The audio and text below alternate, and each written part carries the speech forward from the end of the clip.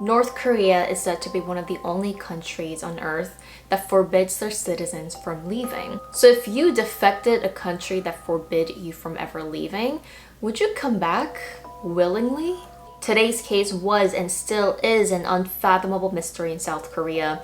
A woman who defected North Korea and became a celebrity or a TV personality in South Korea then shocked the nation as after she went missing, she was seen on North Korean TV crying and telling North Korea how her time as a defector was hell. So did she go back willingly, or was she kidnapped, tricked into going back to North Korea? But it seems like unless the woman Lim herself spoke up, we will never know the truth of what really happened to her. So by now, you guys probably know the brief history between South and North Korea. And if you don't know, let me just go on a very fast, brief breakdown. The Korean War lasted approximately 3 years from 1950 to 1953. There were people who believed and followed the totalitarian communist style and those who wanted a democracy and capitalism. The totalitarian, aka North, was supported by the Soviets and the South by America. On July 27, 1953, the Korean Armistice Agreement was put into effect and created the DMZ, which separates Korea into North and South today. Citizens of North Korea cannot leave the country ever, unless you're someone with special circumstances, such as government officials. Any entertainment, news, media beyond from North Korea is prohibited, and allegedly there is a severe punishment for those who watch, for example, K-pop, dramas, Disney, or even have a Bible. I also did a video with North Korean defector Yeonmi about 2 years ago, so you guys could go and check that video out. It is estimated that over 1,000 North Koreans flee the country every single year. This can be in various ways, but mostly through the borders of China. It's a long, difficult, risky route, and for many, it also costs a lot of money, especially if you ever want to find your family back in your home country and bring them out. In order to do that, there are special brokers in China that do this. Supposedly, it could cost anywhere from over $10,000 to around a little bit less than $20,000. So it's very expensive and highly risky to try and flee. So we have a brief rundown of what is the situation, and today we're going to be focusing on a North Korean defector named Lim Ji Hyun. I'm going to be calling her Lim in English. Lim was born on March 30th, 1992 and fled North Korea in 2011 alone when she was just 19 years old. She ended up going to China first. According to her story, apparently she met a Chinese man who was also her broker who helped her flee from North Korea, and she ended up living with him and having quote fake marriage in order to conceal her identity.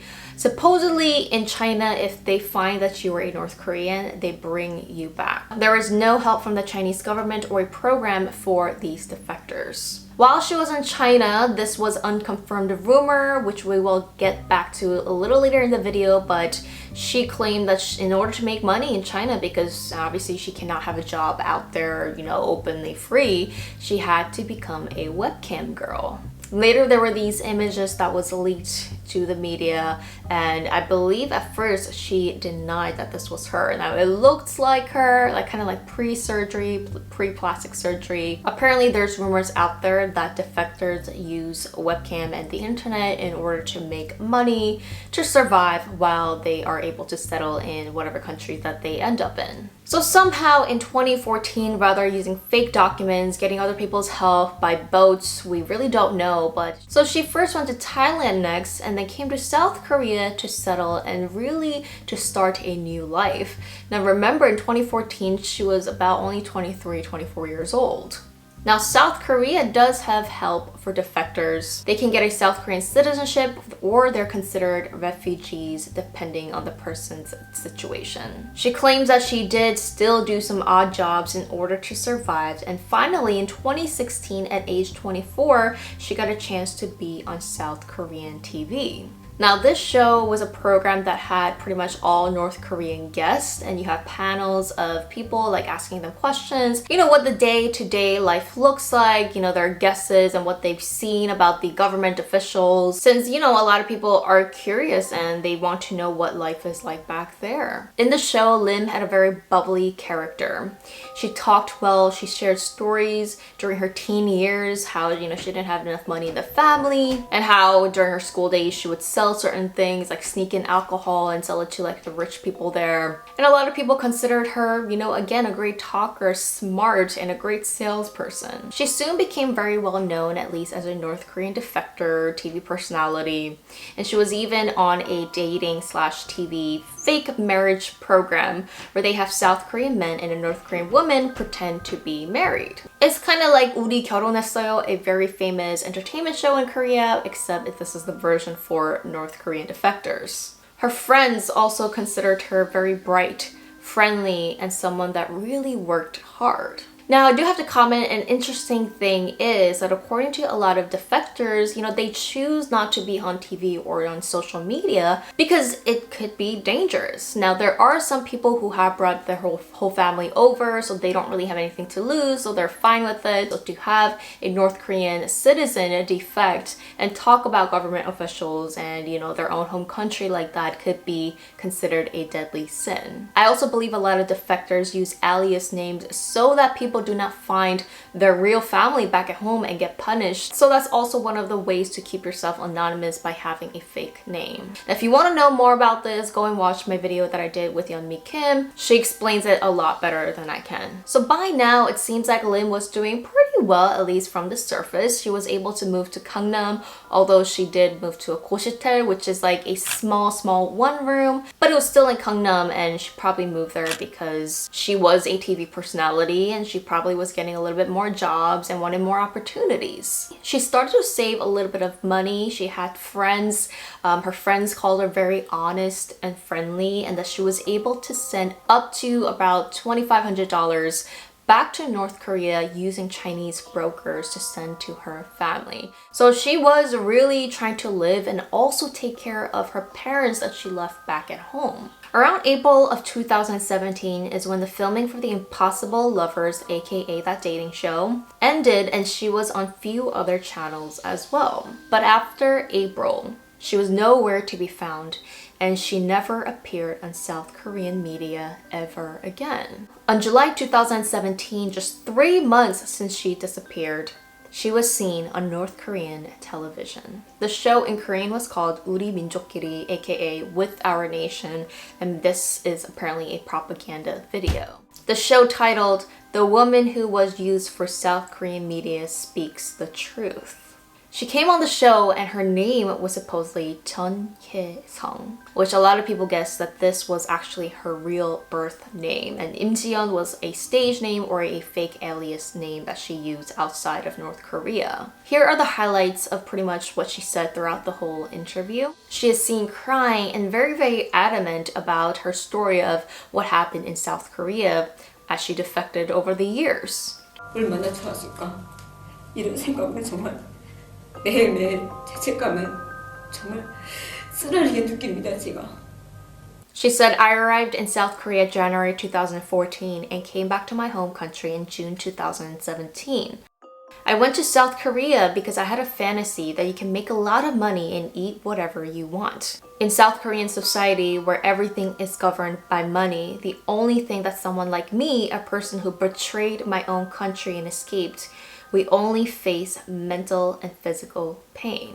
I just wanted to be a creative artist. She went on to talk about how she was forced to be on TV programs in South Korea, and that there were scripts of what she had to say, and that she was forced on what she had to speak negatively about her own country. I had to memorize all these lines and committed an unforgivable sin. Her reason for returning back to North Korea, she said she missed her parents, she was very lonely, she could not eat properly, and there were many other things about her complaints about, South Korea and decided to come back to North Korea voluntarily. Her story was very unique because according to other North Korean defectors, they say they would rather die than go back to their own home country again. The biggest thing that people realized about these videos and seeing Lim on television again was her appearance. Now this is how she looked a couple months back. Again, just 3 months back. You can see a little hollowness here. This is what she looked like, and this is what she looked like on North Korean TV just 3 months later. A lot of people commented that she looked puffier,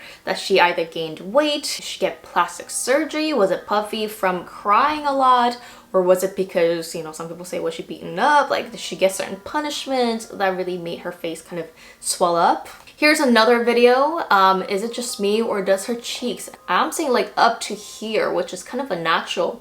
It is very shiny and very puffed up, almost like she got plastic surgery or kind of fillers. I don't know what it is. Or, you know, again, some people say, was she crying so much that her face just swole up? You know, it seems interesting. It seems very different than what she looked like just a couple months back. She is seen wearing very traditional clothes now, and her hair is now cut very short. So many people had questioned, why would someone that risked their life to flee their home country, settle in South Korea, go on TV, do an unforgivable sin, have her own place to stay, make money, like send money back to North Korea, why would she go back willingly? Was she really not happy here? Was she like struggling so bad? Did she miss her parents so much that she planned to go back? Now, there are stories of defectors going back to their home country, but this is very, very small. They say about 25 to 30 people have ended up defecting and then going back willingly for whatever reason. Some of the main reasons are that some defectors just cannot adjust to the society outside of what they've known all their life. Some just cannot get a job, they're literally starving and would rather go back. Some just miss their family so much and it just wasn't what they thought it would be and willingly just go back. But again, this is very, very small number, about 25 to 30 people, I believe, within the years that we have been separated. According to Lim's friends, they never heard Lim ever talking about going back to her home country. Her friends do remember that before she left, she told them that she was gonna go back to China because there was a problem with sending money back to her home parents. Friends comment that Lim did go to China frequently, and whenever she would go, she would only stay about a week or two and always came back. They did a welfare check on her in her 고시텔, and it was very surprising because most of her stuff was just there.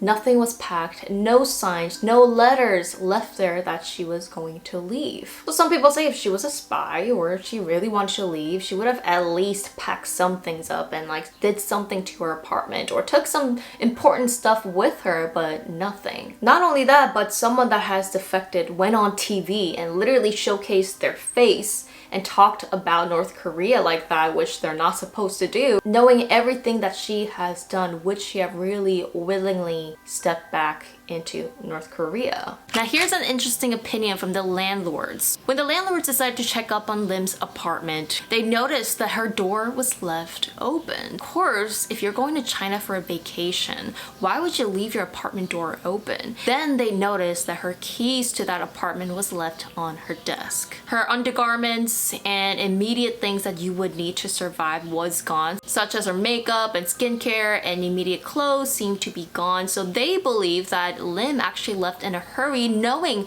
that she would not be coming back.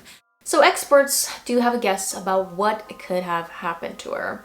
Now, this is mostly guesses because obviously if you're working with brokers and people in China and doing illegal things, it's going to be impossible to track those people down or have any documents. So the main conclusion that people came about was that the brokers or whoever was involved in sending money on behalf of Lim had something to do with this. This person could have ratted her out and tricked her into coming back to China for then only her to have kidnappers waiting for her to bring her back to North Korea.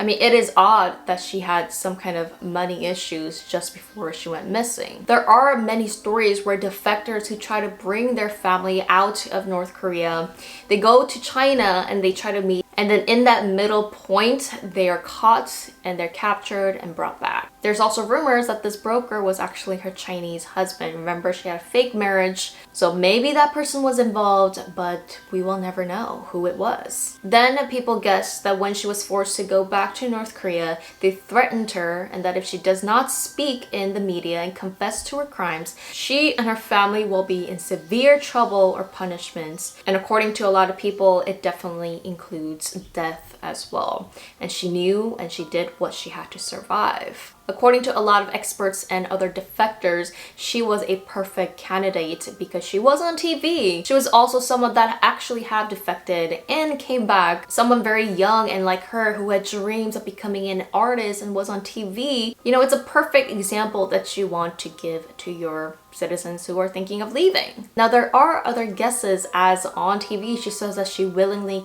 came back. Now, going back to this leaked photo. Supposedly before she left to China, this photo was leaked and going everywhere on the internet. Now, because of this photo, she was getting some backlashes and she was going to be cut from her broadcasting, and she knew that like she can never recover from this because these kind of leaked images in South Korea, it's almost like your career is done, you know, it's gonna take a long time for you to bounce back. And because she knew that her career was done, she had no way of really making money, she decided to go back. In the beginning, when these images were leaked, she was telling people that this was not her, and people were trying to guess because it does kind of look like her, but it doesn't. According to her story, this had to be taken before she settled in South Korea and she was in China trying to make money.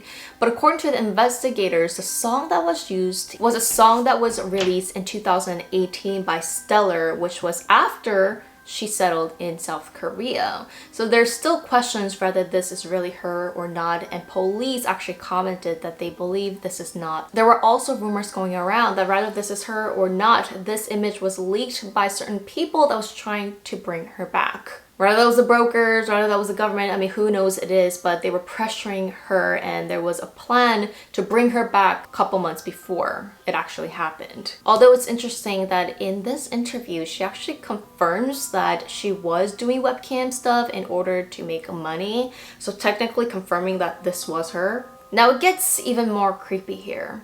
Her Kakao account, which is like WhatsApp or WeChat but Korean version, her account was still alive even after she went missing and she was on North Korean TV. Again, in these Kakao profile that had some of her messages before she disappeared. On March 24th, 2017, she wrote, "Don't lose focus until real life. I'm watching from far away," with emojis of two people with gray hair and brown hair, which seems to refer to her parents. 3 months since she disappeared, in July, investigators decided to send a text message to her Kakao account in hopes that someone might reply.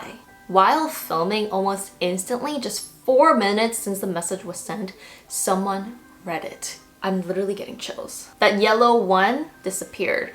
This means someone read it or didn't read it. And if it disappeared, it means someone had her phone still alive after 3 months. Click the messages to see someone was still literally charging her phone and keeping it alive for whatever reason. I thought this was a little freaky. I mean, whoever has this phone probably knows what exactly happened to her. Some people say, is it her? Did she bring the phone back to North Korea? Which seems highly unlikely, knowing that if she willingly or forcefully went back, they probably took away her belongings, so I don't think it's her. And they actually tried to call her as well, and someone hit the reject button, again indicating that someone still has her phone and is monitoring it. There are small rumors here and there. Some people claiming that she was in a lot of debt. Some people also claiming that she was having a lot of money issues with her Chinese husband. So that could have led to a lot of emotional roller coaster as well. And who knows, maybe her husband was involved or maybe he wasn't. The frustrating thing is nothing can be confirmed with this case unless the person speaks up.